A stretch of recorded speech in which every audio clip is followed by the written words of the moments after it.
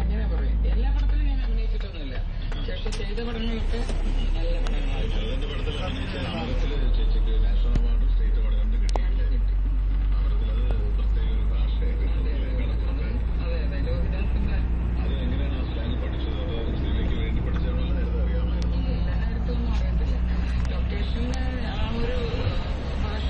സംസാരിക്കുന്ന ഒരു കുറെ പേരുണ്ടായിരുന്നു. പിന്നെ ലോഹി എഴുതിയിരിക്കുന്നത് അത് തന്നെയായിരുന്നു, ആ ഭാഷ തന്നെ. ലോഹി ഇത് സ്ക്രിപ്റ്റ് എഴുതാൻ വേണ്ടിയിട്ട് തുടങ്ങുന്നവരെയാണ് കുറേ നാള്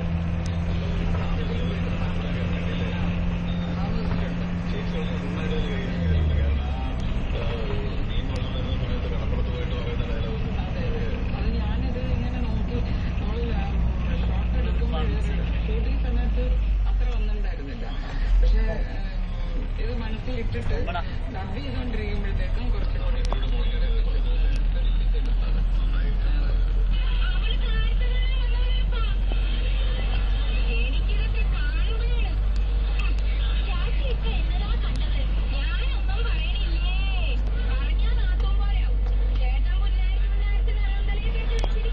എന്താണ് അമ്മയമ്മായും തമ്മിലൊരു കുശുകുശപ്പ് ഓലെടുക്കാൻ കടപ്പുറത്തോട്ട് പോകണം.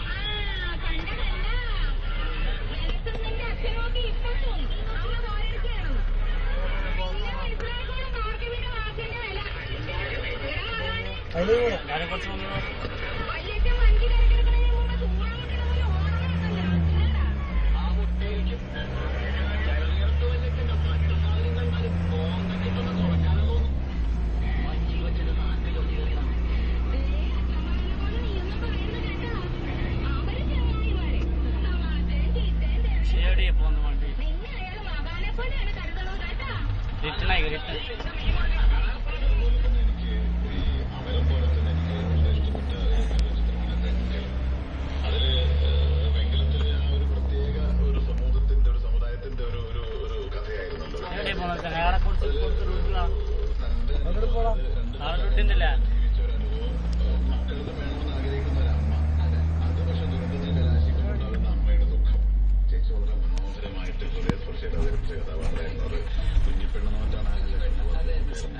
അതെ, കഥാപാത്രത്തിന്റെ പേര് കുഞ്ഞിപ്പെണ്ണം. അവര് അത് ശരിക്കും വടക്കാഞ്ചേരി ആ ഭാഗത്തുണ്ട്.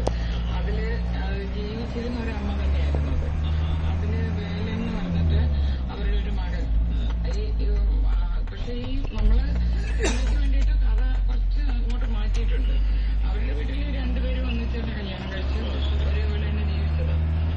ആ വേലെന്ന് പറഞ്ഞ ആള് തന്നെയാണ് നമുക്ക് ഇതിൽ സെറ്റിട്ട് ചെയ്യുന്നത്. ആ ആളെയൊക്കെ സെറ്റിട്ട് ഇരിക്കുന്ന അങ്ങേര് തന്നെയാണ്.